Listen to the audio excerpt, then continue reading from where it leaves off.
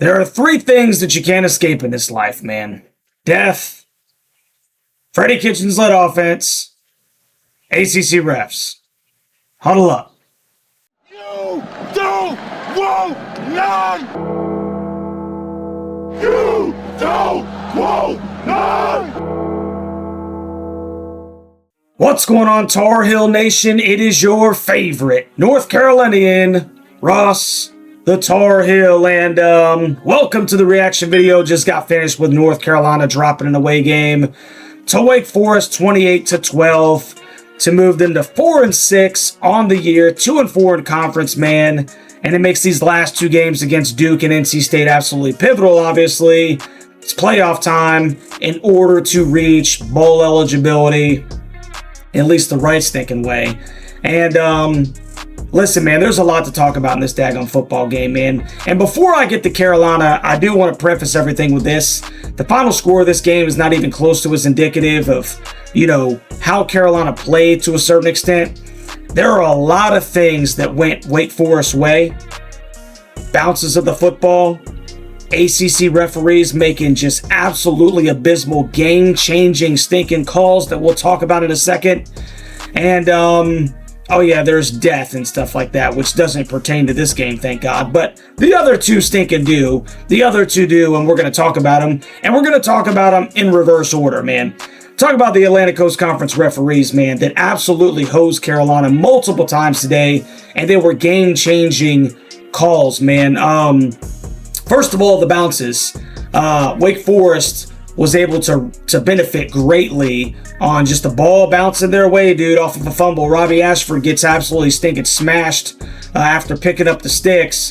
Ball ping-pongs around, and it just so happens to land in Hernandez's hands, and he's able to take it to the house for an early 7-0 score. Now, Carolina answers with 3. It's 7-3, and one of the game-changing moments. The game-changing moments that everybody and their mom, the announcers are saying it, just everybody knows. It's 7-3, 4th down, Carolina makes a stinking stand, and the referees give him the line to gain, which eventually ends up in a Damon Claiborne touchdown. It should be 7-3. Carolina football. And listen, if you're a Wake Forest fan and you have any type of integrity in your stinking heart, you will confess that Carolina was absolutely hosed on that. And that 7 points that you tacked on should not have stinking been your 7 points. Call me a sore loser if you want, bro. That's a game-changing play. Ends up making the score 14-3. Listen, I got to call. Carolina's offense is just not good enough to really overcome that kind of stinking call. They're not. They're not.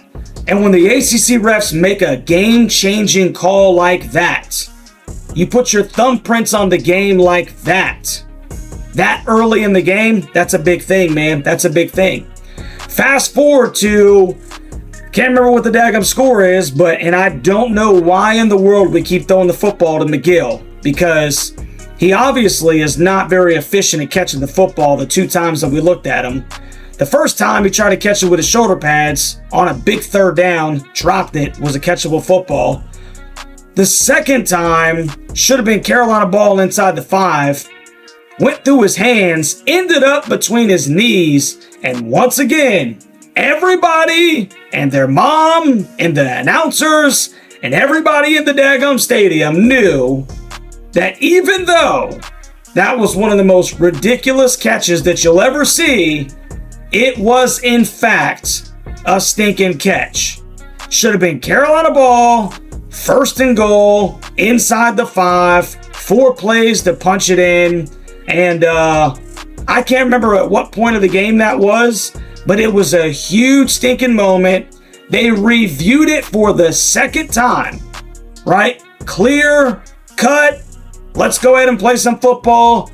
They overturned it again. Now, listen, if you are a Wake Forest fan and you have any kind of integrity in your heart, you will acknowledge that once again, Carolina got hosed, and that was a game-altering stinking call by the bozos in Charlotte and the ACC refs there on the field.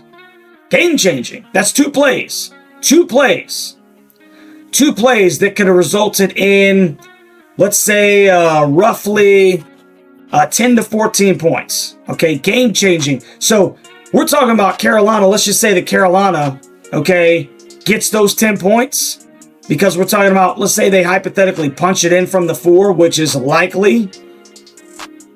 They punch it in from the 4. I think they kick the field goal on that drive. That gives Carolina 4 extra points. That's 16. And then you take away the 7 that Wake Forest has, and Carolina is in this football game. But no, the ACC refs made sure that that wasn't going to happen because it's not like our offense isn't bad enough. That's enough of that, man. You know, it is what it is. I don't care what you think about that. Oh, Russ, you're a sore loser. Oh, Russ, that's just football. No, bro. Football is supposed to be called the right way. Carolina got hosed 2 times. Those were 2 ginormous stinking plays, and I'm not going to leave it alone. I'm not going to let it alone. They were altering, and so they're important. This isn't some just phantom holding call at the beginning of the game that made it, 1st and 12, as opposed to, I don't know, picking up a first down, dude. These are game-altering penalties or reverse calls that the referees are calling. And I'm starting to think that there's just, like, seriously, dude, some anti-Bill Belichick going on from the ACC. And I'm going to end this whole segment with this. I can't wait to get out of this stinking conference. The ACC sucks. I can't stand it. And I'm done with it, man. I'm done with it. Now, let me redirect my fingers inwardly towards Carolina. Freddie Kitchens is got to be the worst offensive coordinator in all of college football. Carolina scores 12 points, all field goals, obviously. Reese Bearhoff has 6 opportunities. 2 of them were stinking blocked. And there were a couple of times in the game where we kicked the field goal when, there's no reason why we kick a field goal. You got to go for it, because of the score. And the play calling is once again absolutely abysmal, man. I mean, I don't remember playing so much sideline to sideline football, since like Nathan Elliott was the quarterback. Seriously, man, where we just throw the ball to the backs on swing passes, trying to get them out into space. And listen, the lack of ability to put the ball down the field is alarming. And I, for the life of me, and we were talking about this in the stinking live stream, I don't understand why we keep going back to this, man. It's the same lukewarm soup every freaking week. And it's little things, man. I think Hutch said it in the live stream as well. The type of offense that is being called is so archaic. I mean, as a defensive coordinator, you have absolutely got to be licking your chops, bro, when you play Carolina in 2025. I mean, it's the little things. Simple run plays where the quarterback's not even reversing out. I'm watching Gio Lopez hand the football off and just turn around and watch, as opposed to carrying out a play fake or something like that. Anything to maybe keep the defensive end from biting down, just so he's got to respect you. It's little things like that that are just so unbelievably bad for this Carolina offense, man. We can't push the ball down the field. The offensive line did not have a very good game. Yes, we've suffered from some injuries and everything like that. But, it's the same tired game plan every week. There's almost nothing new. There's no splash. There's no pizzazz. It's just the same old hot garbage, bro. And it's almost like they legitimately think that there's going to be some kind of different outcome. And it's maddening. It's maddening, bro. I'm starting to question what I was more frustrated with. Last year's defense just being incapable of stopping anybody, especially in crunch time, or Carolina just beating their face against broken stinking glass, if you will, and just repeatedly doing the same thing week after week after week and getting the same damn results and not changing anything up. no personnel changes, especially at the quarterback position, right? All we're going to hear about, is Gio Lopez threw for over 200 yards for the 4th or 5th consecutive game. Yippee-ki-yay, bro. 201 yards, 21 of 36, no touchdowns, no interceptions. And oh, by the way, he had 5 yards for 2 rushes. 5 yards, 5 rushes for 2 yards. I can't even stinking get it right because it's so stinking ridiculous, man. This is not good football. It's not good football, man. It's not good football. And it's not good numbers. And there is no way that you can convince me that that is the best that we have to offer in the quarterback room, man. Now, listen, another thing that I'm just going to throw out there, I don't know how true this is, bro. This is just pure speculation on my point. I'm seriously even kind of wondering how serious Bill is this year. And listen, all right, I'm in my emotions right now. I'm not going to stick and lie to you. But what I mean by that is I'm wondering if this is not just like a practice season, if you will. I'm not saying that's the case. I don't want you to run along with that and say, oh man, here's some secret information. No, I'm just kind of telling you how I think and feel, because I just don't understand, why the personnel is what it is, why there hasn't been any changes. I don't get it. I don't know all the ins and outs and the intricate details of what's happening behind the scenes, and but I'm telling you this, once again, you can't convince me that we don't have anything more explosive than what we've seen from the quarterback position. Gio's not getting out and running. He's not changing the game with his feet. He's still behind in his processing. Seems like he's a second late on a lot of throws. Most of the completions that he completed, and this is alarming, and I'm sure the Wake played a lot of zone, so this could play a little part of it as well. Most of the completions that he completed were stationary receivers that just found grass, turn around, and they're just playing pitch and catch. It's not him hitting guys on crossing routes or hitting guys deep over the middle or running stinking fades. It's guys that are turning around, finding grass, and they're stationary. And there's very little yak after that. And Jake Dickert said it after halftime. They went up and they said, hey, Coach Dicker, what do you think about your defense? Da-da-da-da-da. And he said, hey, man, we just got to keeping everything in front of us and make them drive the length of the field. 100%. 100%. Because Carolina has not proven to do that. And once again, I don't understand why we don't stinking change it up, man. This was a very bad offensive game. Carolina finishes with 257 yards of total offense to Wake Forest 414. Wasn't too bad on the penalties. Actually, stinking had 4 more seconds. Time of possession was almost even.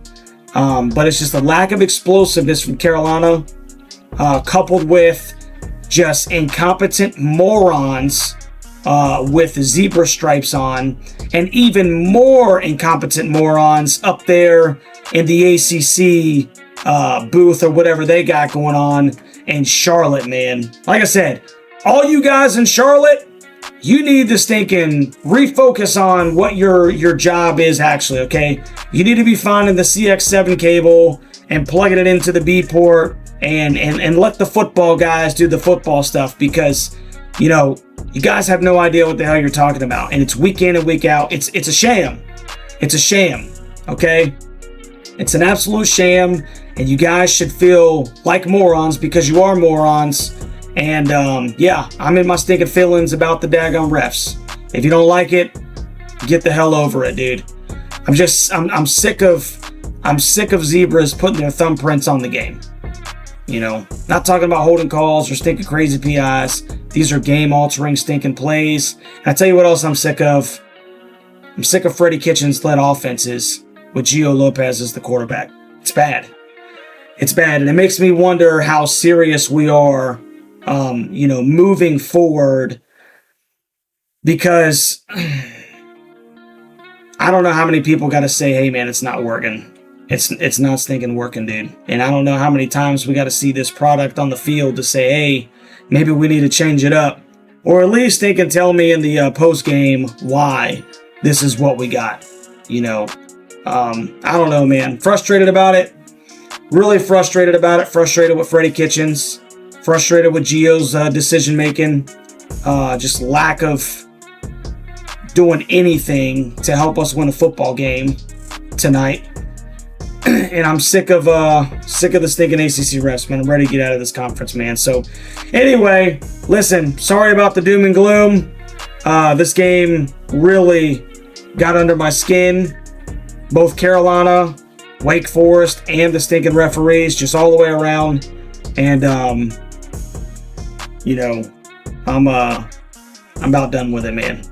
I'm about done with it. Done with this one, at least, you know. Still got Duke and State coming up, man. So anyway, you let me know what you think about this game down in the comment section, man.